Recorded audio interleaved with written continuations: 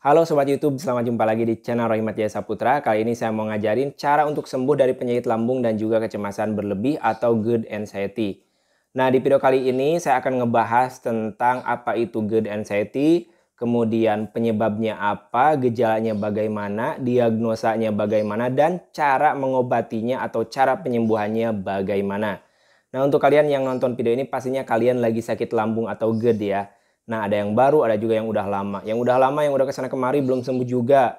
Kemudian udah habis berpuluh-puluh juta, udah coba herbal, medis, ataupun non-medis, tapi masih belum ada perubahan, masih gitu-gitu aja. Nah, barangkali ada yang salah, yuk kita belajar bareng cara nyembuhin GERD anxiety. Sebelumnya, buat yang belum follow, silahkan follow dulu. Dan untuk teman-teman yang perlu nomor WA saya, media sosial saya, semuanya sudah saya simpan di link deskripsi ya.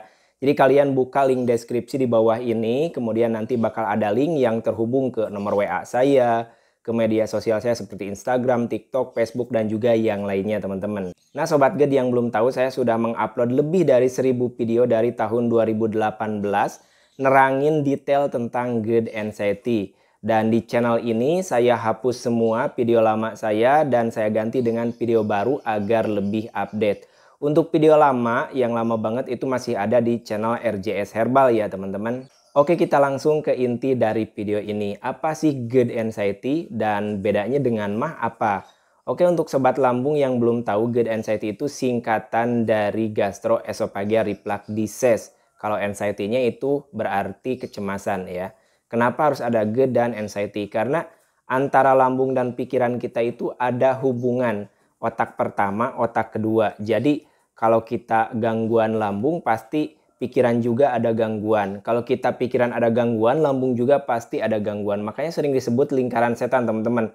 Kalau kita sakit lambung, kita bisa cemas. Kalau kita banyak cemas, banyak gelisah, banyak takut, dia juga bisa mempengaruhi lambung untuk menjadi gangguan, teman-teman. Lalu perbedaan antara MAH dan GERD ini apa sih? Kalau MAH itu sakit lambungnya masih ringan, kalau GERD sakit lambungnya udah agak serius ya, teman-teman.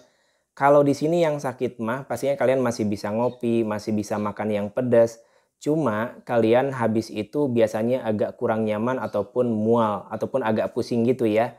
Tapi berangsur hanya 1-2 jam aja, selanjutnya udah normal lagi ya. Sementara kalau GERD nggak bisa gitu. Sekalinya kita makan pedas ataupun kopi apalagi yang bersoda, wah langsung tuh kambuh selama berhari-hari teman-teman.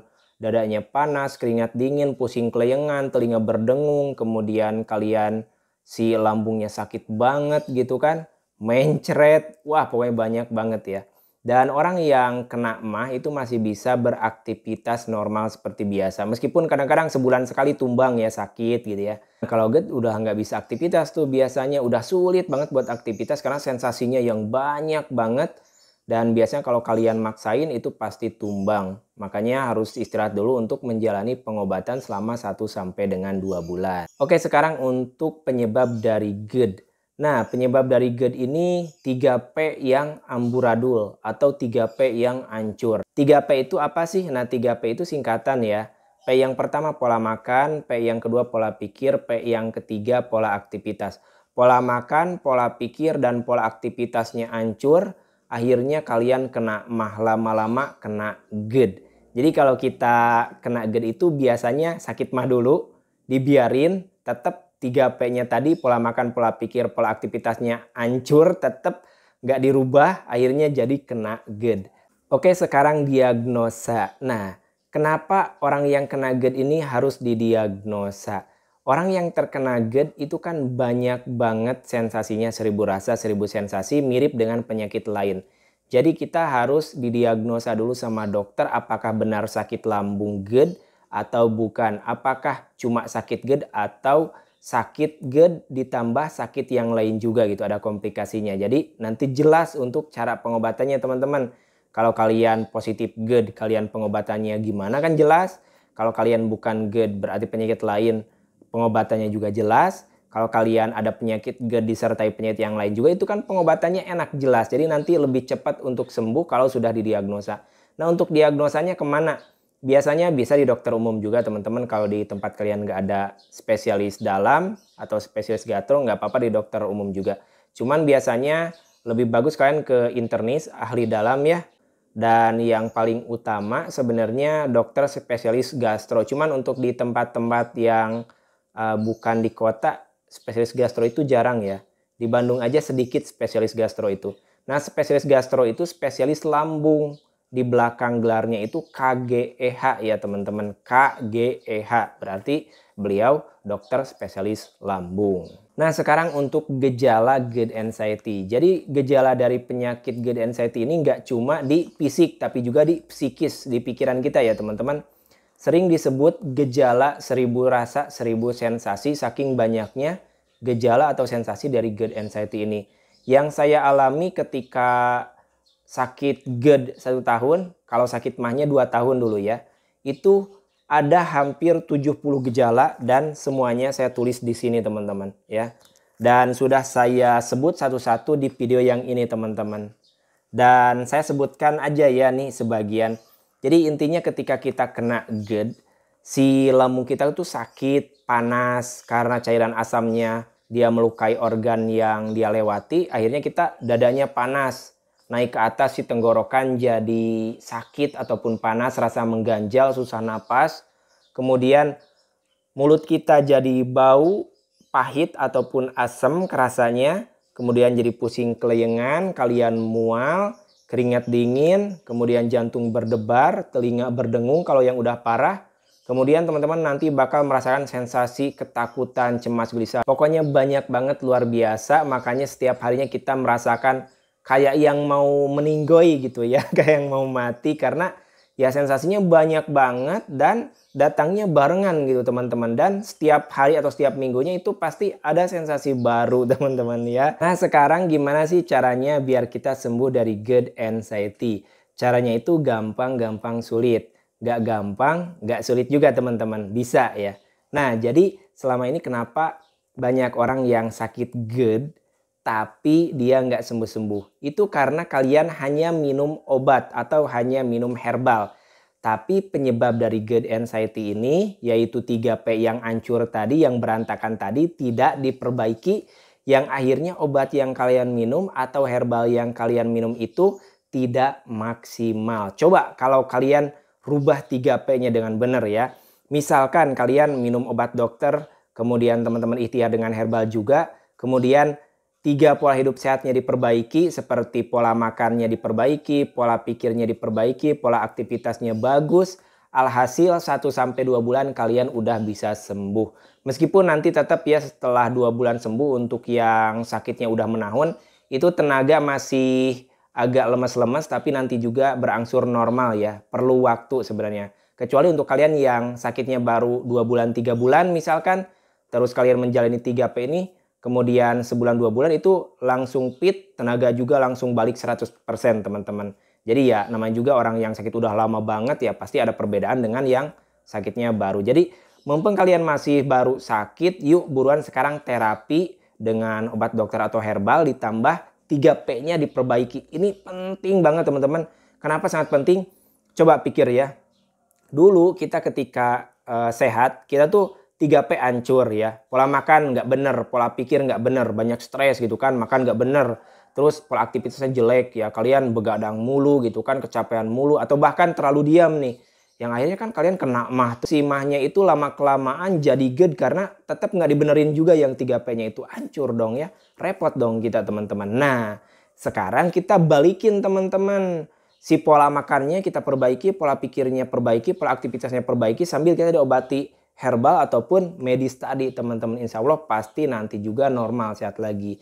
Nah, jadi kenapa sih kalian selain nggak menjaga pola makan, kemudian pola pikir ini sangat berperan penting. Jadi ketika kalian, seperti yang tadi saya jelasin ya, jadi ketika kalian asam lambung naik itu kan timbul cemas. Kalau cemas waktu kalian kamu nggak diminimalkan itu akhirnya kan muter jadi lingkaran setan gitu kan. Si asam lambung naik, kita cemas, si cemas bikin asam lambungnya makin banyak terus kayak gitu. Makanya itu dia yang menyebabkan kita nggak sembuh-sembuh. Jadi mulai sekarang kita minum obatnya sampai tuntas, obat medis atau obat herbal, 3P-nya benar-benar dirubah, pola makan, pola pikir, dan pola aktivitas. Oke, saya akan terangkan sedikit tentang 3P apa aja yang harus kalian lakukan dalam keseharian kalian ya. Oke, sekarang dari pola makan ya. Pertama, kalian harus makan tepat waktu. Misalkan dalam sehari itu makan, saya biasanya kalau lagi sakit itu antara 4 kali sampai 5 kali setiap 3 jam sekali atau 4 jam sekali. Jangan telat ya. Nah, ketika kalian sehat, ketika kalian udah normal lagi, ya normal lagi pola makan juga jadi 3 kali sehari normal ya, enggak 4 kali atau 5 kali. Karena kan ketika kita sakit itu gampang lapar. Jadinya ya kadang-kadang 2 jam sekali atau 3 jam sekali, itu diatur-atur aja ya, tergantung lambung kalian. Tapi nanti kalau udah sehat mah ya normal aja, makannya 3 kali sehari teman-teman.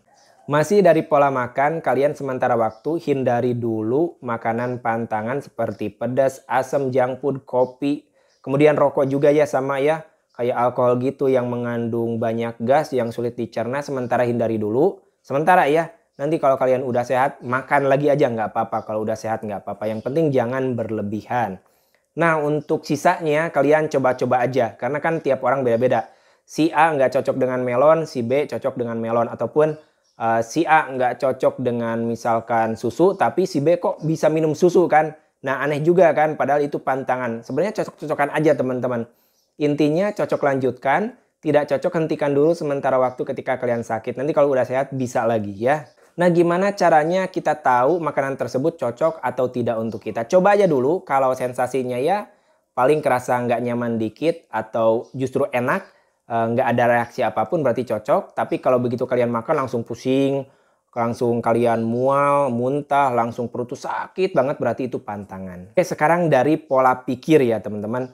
Yang harus diperbaiki dari pola pikir adalah, pertama, hindari stres, kalian harus selalu berpikir positif. Jadi kalau kalian stres terus ketika kena GERD anxiety, kalian pasti bakal sulit banget untuk sembuh. Karena kan stres, cemas, gelisah bikin si cairan asam lambungnya makin banyak. Akan muter kayak tadi ya, jadi lingkaran setan kayak tadi teman-teman. Dan untuk kecemasan ini kalian harus selalu meminimalkan kecemasan ketika kambuh ya. Kemudian kita jangan banyak searching Google juga, karena semakin kita banyak searching itu kita semakin takut, karena kadang kita belum tahu tapi dipaksa harus tahu karena buka Google, yang akhirnya nanti blunder untuk pikiran kita, malah jadi takut nanti berlebih ya, karena nemu berita-berita yang seharusnya kita nggak lihat dulu nih kalau belum sembuh gitu ya teman-teman. Oke, sekarang untuk pola aktivitas yang terakhir, apa aja sih yang harus diperbaiki? Nah, jadi kalau untuk pola aktivitas intinya gini teman-teman. Kalian nggak boleh terlalu capek ketika sakit GERD dan juga tidak boleh terlalu diam.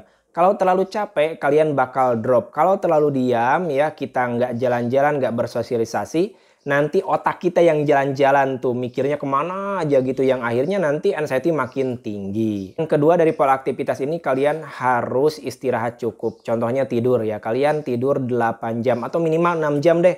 Biar si lambung kita, si pencernaan kita, si badan kita ada waktu untuk regenerasi atau recovery teman-teman. Selanjutnya dari pola aktivitas ini, teman-teman yang mau tidur pastikan jeda 2 jam dari makan kalian.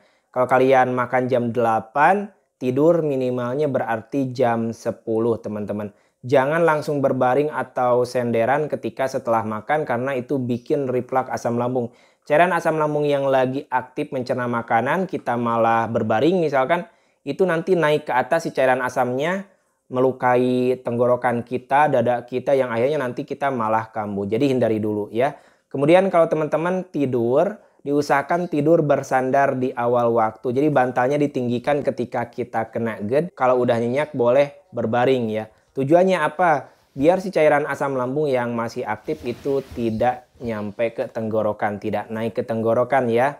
Dan akhirnya nanti si dada kita, esofagus ini, tenggorokan kita itu ada waktu untuk regenerasi teman-teman. Kemudian setelah kalian nyenyak baru boleh terlentang. Kalau udah terlentang aman ya, cairan asam lambungnya itu udah nggak aktif teman-teman. Khususnya untuk kalian yang sering heartburn atau dadanya panas, itu lebih cepat untuk kalian bisa sembuh ya teman-teman dengan tidur bersandar di awal waktu. Oke, selanjutnya yang harus kalian perbaiki adalah kalian harus rutinkan setiap hari olahraga dan juga berjemur. Meskipun bukan olahraga yang berat ya. Olahraga seperti jogging, senam, sambil jemuran teman-teman, itu mempercepat proses penyembuhan kalian. Jadi rutinkan setiap hari, misalnya setiap hari ataupun 2 hari sekali ya. Oke, kemudian yang gak kalah penting yang terakhir yaitu latihan napas diafragma. Tadi kan teman-teman tahu ya, cara untuk menyembuhkan GERD anxiety itu kan dengan menjaga 3P ya. Nah itu udah benar, tapi harus ditambah dengan latihan napas diafragma, di mana latihan napas diafragma ini penting banget biar si otot esofagus ini dia kembali menutup sempurna, jadi kuat kembali. Jadi nanti si cairan asam lambung meskipun banyak, dia naik ke atasnya minimal. Jadi lebih cepat untuk sembuh. Nah gimana latihan napas diafragmanya, nanti akan saya bikin video setelah ini lengkapnya. Cuman sekarang seala kadarnya dulu ya. Nah latihan napas diafragma itu begini ya teman-teman. Jadi ini lambung kita nih, ibaratnya ini lambung kita. Di sini tuh ada diafragma yang menghimpit si otot esofagus kita teman-teman. Yang dimana kita latihan napas diafragma, dia bakal kehimpit, kemudian longgar, kehimpit, longgar. Yang akhirnya nanti si otot esofagus ini jadi kuat lagi karena terlatih menutup dan membuka gitu ya, jadi normal lagi nanti. Nah caranya begini, sama aja ya latihan napas diafragma, cuman ada perbedaan sedikit. Dan ini saya ajarkan dari tahun 2018 dan semuanya udah sukses ya, udah pada sembuh. Nah caranya gini teman-teman, hirup napas lewat hidung seperti biasa, masukkan ke perut ya, perut diafragma bukan ke paru-paru. Jadi si perutnya dibuncitkan, dibulatkan. Nah, kan ini udah membulat nih perut kita. Tahan, kemudian konsentrasi, tekan-tekan dikit. Kalau ditekan jadi kayak gini. Nah, kayak gini nanti di napas diafragmanya jadi kayak gini teman-teman, menghimpit ya. Jadi kan ini nanti terlatih si otot esofagusnya. Tekan-tekan dikit kayak kita, kayak kita mau BAB gitu ya. Kemudian buang lewat mulut. Terus aja begitu teman-teman. Tarik napas lewat hidung. Bulatkan perut kita, tahan-tahan dikit, keluarkan lewat mulut kita teman-teman. Biasanya kalau yang sakit GERD-nya udah agak parah, latihan napas diafragma cuma sekali 2 kali aja itu langsung puyeng. Nggak apa-apa, besok lanjutin. Atau nanti setelah 3 jam 4 jam lanjutin gitu ya, coba lagi kayak gitu. Tapi biasanya kalau yang belum parah bisa berkali-kali teman-teman gitu ya. Ya nanti juga kalian pasti yang kondisinya parah latihan napas diafragma terus. Kalau udah membaik tandanya kalian latihan napas diafragmanya juga udah bisa berkali-kali gitu ya teman-teman. Ya nggak apa-apa bertahap. Nah berapa kali latihan napas diafragma ini? Bagusnya saya sarankan setiap 2 jam sekali. Setiap 2 jam sekali ya teman-teman ya. Nah itu dia cara untuk sembuh dari GERD anxiety dengan cara berobat ke dokter. Minum obat medisnya sambil ikhtiar herbal. Dan juga jalani yang 3P-nya tadi teman-teman. Untuk kalian yang saat ini bingung. Kang saya herbalnya bingung nih ngeracik apa aja. Kalian bisa racik kunyit, temulawak, tambahin madu, kemudian jahe dikit. Jahenya dikit aja, jangan banyak. Tapi jahe itu jangan dihilangkan teman-teman. Karena jahe untuk membasmi bakteri Helicobacter pylori-nya. Kemudian si jahe ini berfungsi untuk menormalkan kontraksi lambungnya.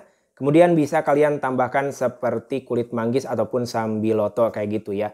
Tapi kalau ngeracik susah teman-teman, susah. Dulu saya waktu kambuh yang ngeracik itu susah satu-satu ya, kita racik, kita tambahin. Terus kita rebus susah banget gitu ya, lagi kambuh. Nah sekarang udah ada dalam satu kemasan namanya Magista teman-teman. Nah Magista ini udah ada di Shopee dan juga TikTok Shop. Kalian tinggal buka aja link di deskripsi video ini. Kemudian nanti bakal ada link berjajar, tinggal kalian klik aja mau belinya di Shopee, TikTok Shop atau melalui WA. Cara bikinnya juga gampang teman-teman, tinggal ambil aja satu biji kayak gini. Kemudian kalian seduh dengan air panas, kemudian kocek-kocek sampai berubah jadi kuning. Kemudian nanti tinggal kalian minum setelah hangat. Ini 2 kali sehari, minumnya 1 jam setelah makan. Gampang kan? Dan ini berkhasiat banget, udah banyak testimoninya. Ini herbal yang dulu saya racik satu-satu itu, sekarang udah ada dalam satu kemasan namanya Magista, tinggal seduh aja. Segitu dulu video dari saya teman-teman, terima kasih banyak sudah menonton video ini. Kurang dan lebihnya mohon dimaafkan ya teman-teman, bye-bye.